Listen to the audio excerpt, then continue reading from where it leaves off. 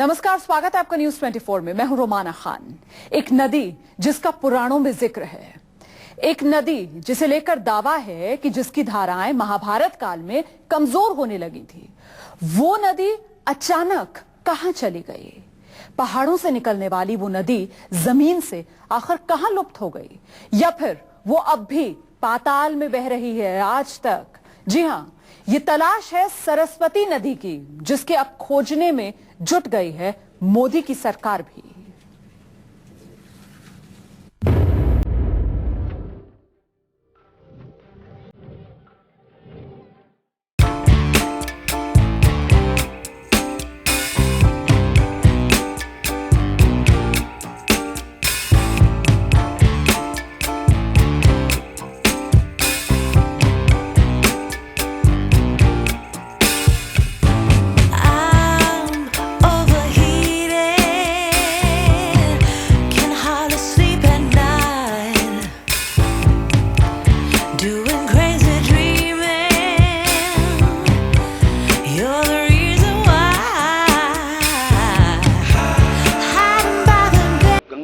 जमुना का जल मिलता है यहाँ पर और वो आगे बढ़ता है। उसको कई बार ऑब्जर्व किया गया है, देखा गया है कि उस जल की मात्रा इन दोनों नदियों के मिलने के बाद की मात्रा से बहुत ज्यादा होती है। इसका मतलब ये कोई बड़ी धारा बह रही है यहाँ। क्या सच है कि कच्छ के रण में दो कुओं में मिलता है सरस्वती नदी का पानी?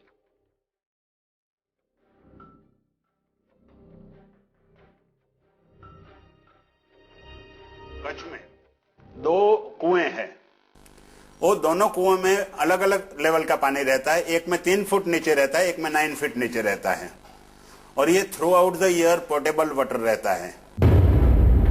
क्या 5000 साल पहले लुप्त हुई सरस्वती का अस्तित्व जैसलमेर में तलाश लेंगे वैज्ञानिक?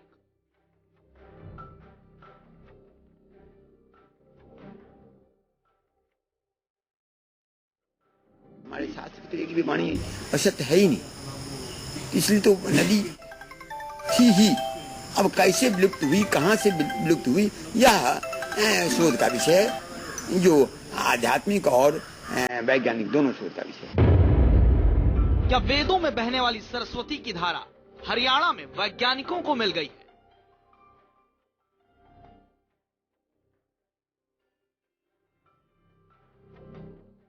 देखिए, अगर हम ये मानते हैं कि ऋग्वेद सत्य है, तो फिर सरस्वती भी सत्य है, क्योंकि सरस्वती का वर्णन नदी के रूप में ऋग्वेद में सबसे पहले जो नदी स्तुति वो सरस्वती को लेके ही है। वैदिक काल की सरस्वती की तलाश अब मोदी युग में हो रही है। तलाश हो रही है सरस्वती की धारा की, तलाश हो रही है सरस्वती के अस्तित्व की। वह सच्चाई है कि अब सरस्वती नदी पौराणिक गाथाओं की बात नहीं है, उसके होने के वैज्ञानिक प्रमाण पर्याप्त मिल चुके हैं, और इसमें सर्वाधिक गंभीरता से यदि किसी स्थान पर काम हुआ तो वो गुजरात में हुआ है। और हमारे वर्तमान प्रधानमंत्री और उस समय के गुजरात के मुख्यमंत्री नरेंद्र भाई मोदी जी ने सरस्वती नदी को, जो उसका पुराना परंपरागत रूट था, उसको साइंटिफिक मेथड से डिस्कवर करवा के उसमें नर्मदा जी का जल छोड़ करके एक प्रकार से उसके अस्तित्व के पुनर्जीवन का एक प्रारंभ भी किया। सरकार बदलने के साथ ही सरोकार भी बदल जाते हैं। कुछ ऐसा ही सरस्वती नदी के साथ भी हुआ। जिस एनडीए सरकार ने नदी को खोजने की मुहिम शुरू की थी, उसे यूपीए सरकार ने एनडीए सरकार का गुप्त एजेंडा कह के मामले को ठंडे बस्ते में डाल दिया। एक बार फिर से सरकार बदली है तो सरोकार भी बदल गया है। नदी को ढूंढने की कोशिश की जा रही है। मोदी सरकार में जल संसाधन मंत्री उमा भारती के इसी बयान को आधार मानकर हमने भी तलाश शुरू की सरस्वती नदी की। देश के 6 राज्यों में सरस्वती नदी के अस्तित्व से जुड़े ऐतिहासिक और वैज्ञानिक तथ्यों को खंगाला गया है। उन संभावनाओं की जमीन की तह तक जाने की कोशिश की है, जिन तथ्यों और तर्क की जमीन पर उमा भारती भी मानती हैं कि मिल जाएगी मोदी की सरस्वती।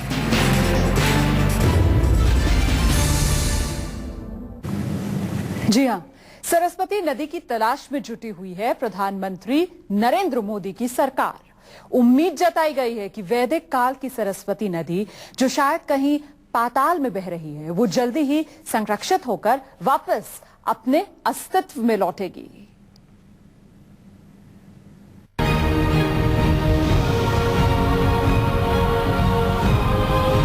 कभी हिमालय के ग्लेशियर से गुजरात में अरब सागर तक बहने वाली सरस्वती नदी, कभी 1600 किलोमीटर तक अपने प्रवाह से सभ्यता और समाज को विकसित करने वाली सरस्वती, ऋग्वेद के श्लोकों में बहने वाली सरस्वती आखिर कहां चली गई, क्यों लुप्त हो गई? न्यूज 24 के रिपोर्टर जब सरस्वती नदी की तलाश में हो रही रिसर्च से जुड़े जानकारों तक पहुंचे तो शुरू हुई तलाश सरस्वती की। उद्गम जो टोन्स का उद्गम है आज, जो यमुना का उद्गम है आज, बंदरपूछ ग्लेशियर, वो ही सरस्वती का उद्गम होता था। ये भी मान्यता है, सैटेलाइट इमेज से लोगों ने इस चीज़ को भी स्टडी किया। ये भी मान्यता है कि जो आज टोन्स नदी कहलाती है, जो यमुना की सहायक नदी है, वो किसी जमाने में सरस्वती नदी का कोर्स हुआ। उपग्रह से भी लोगों ने अभ्यास किया है, उसमें भी ये पता चलता है कि नदी बहुत पहले माइटी रिवर रही है, ये कोई मिथ नहीं है। सबसे पहले ये जानना जरूरी है कि आखिर क्या ये सच है कि सरस्वती नदी का वजूद कोई कहानी नहीं बल्कि एक असलियत है?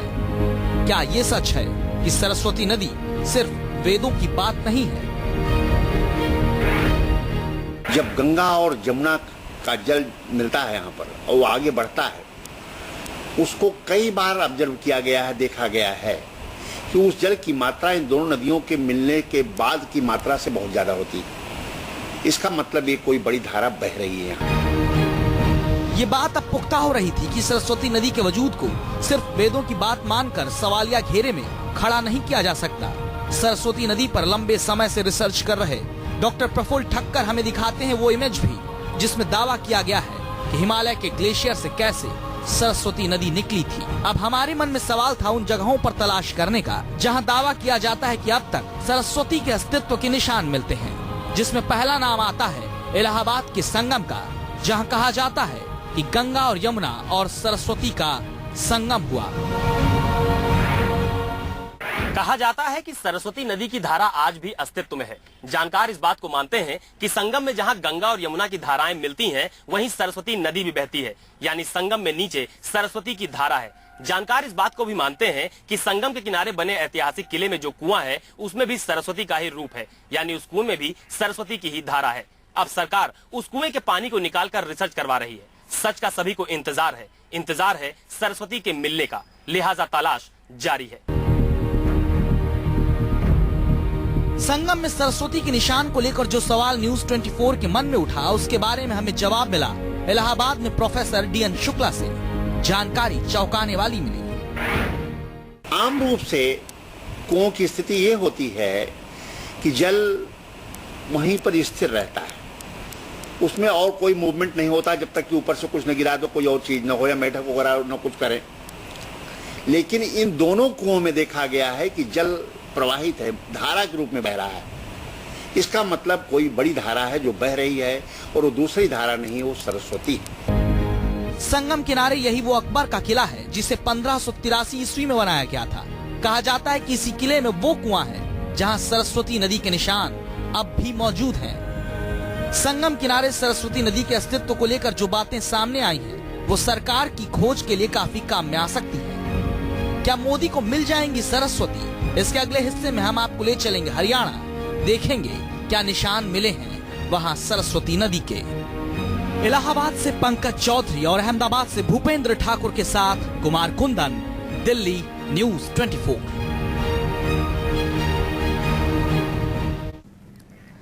वेदों में लिखी हुई बातें और वैज्ञानिकों के शोध से तैयार हुई रिपोर्ट दावा करती है कि गंगा और सतलुज से भी बड़ी नदी सरस्वती हुआ करती थी। लेकिन फिर ऐसा क्या हुआ कि सरस्वती गुम हो गई इस धरती से? इलाहाबाद से आपको ले चलते हैं हरियाणा, जहां दावा किया जाता है कि सरस्वती नदी के निशान आज भी मिलते हैं।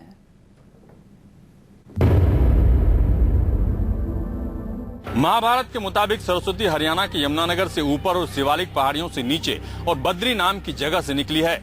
मौजूदा वक्त में बद्रीनाथ से निकली एक धारा को भी सरस्वती कहा जाता है, लेकिन कुछ दूर जाकर यह धारा गायब हो जाती है। जबकि वैदिक काल के जिक्र की माने तो सरस्वती के किनारे ब्रह्मावर्त यानी कुरुक्षेत्र था। आज भी कुरुक्षेत्र मौजूद है, जहाँ कई जलाशय पाए जाते हैं। वैज्ञानिकों का कहना है कोई नदी जब सूखती है तो अर्धचंद्राकार क्षेत्र छोड़ देती है, जो बाद में झील बन जाते हैं। वर्तमान में कुरुक्षेत्र का ब्रह्म सरोवर और मेहवा की झीलें भी अर्धचंद्राकार में ही है। तो क्या माना जाए कि सरस्वती मिलने वाली है? ये तथ्य है कि आज भी एक नदी सरस्वती के नाम से हरियाणा के मध्य से बहती है, जिसका नक्शे में नाम सरस्वती है। लोकल लोग उसको सरसूती कहते हैं। तो सरस्वती नदी आज भी विद्यमान है।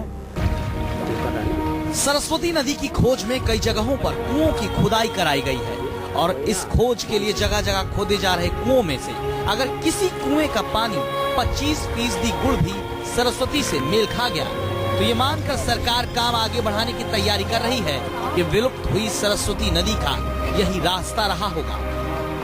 सरस्वती नदी के अस्तित्व की खोज करने वाले भूवैज्ञानिकों ने भी ऋग्वेद और पौराणिक वैदिक ग्रंथों का सहारा लिया है। कुछ भूवैज्ञानिक मानते हैं कि फिलहाल हरियाणा से राजस्थान होकर बहने वाली नदी प्राचीन सरस्वती नदी की मुख्य सहायक नदियां थी।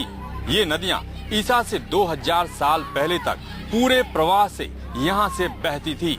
उस समय यमुना और सतलुज की कुछ धाराएं भी सरस्वती में मिलती थी। वैज्ञानिकों का मानना है कि भूगर्भिक हलचलों के कारण यमुना और सतलुज नदियों ने अपना रास्ता बदल लिया था, जिसके बाद सरस्वती की धारा कमजोर पड़ती गई और फिर सरस्वती विलीन हो गई। अलग अलग जगह पर ये कट गई और आज उसका कोई कंटिन्यूअस फ्लो नहीं रहा है।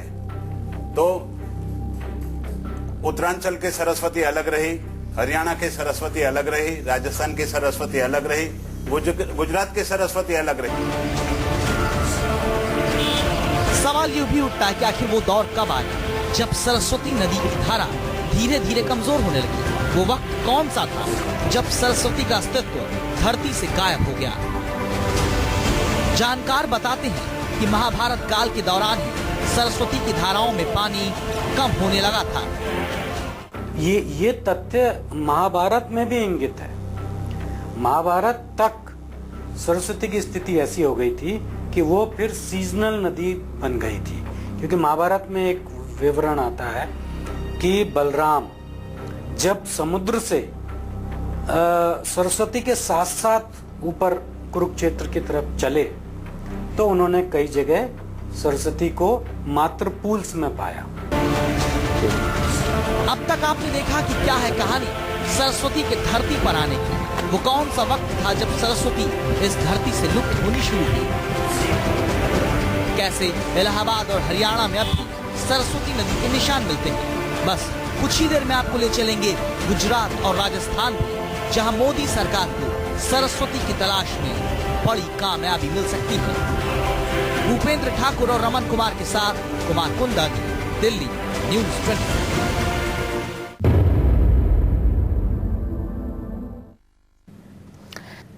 तो मोदी सरकार अगर सरस्वती की तलाश कर रही है तो मोदी के गुजरात में ही सबसे बड़े निशान सरस्वती के मिल सकते हैं। राजस्थान में भी वैज्ञानिक लुप्त हो चुकी सरस्वती नदी की तलाश में बहुत दिन से जानकारी इकट्ठा करने में लगे हुए हैं। तो क्या मिल जाएगी मोदी की सरस्वती? इसी सवाल का जवाब तलाशने की बारी अब राजस्थान और गुजरात में है।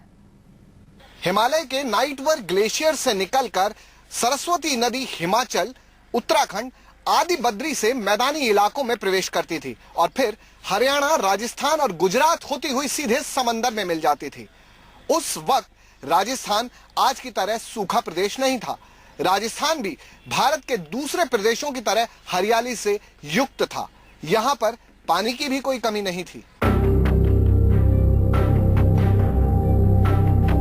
ईसा पूर्व 4-5 सहस्राब्दी में उत्तर पश्चिमी राजस्थान सरस्वती के कारण कहीं ज्यादा हरा भरा था, ऐसा दावा किया जाता है।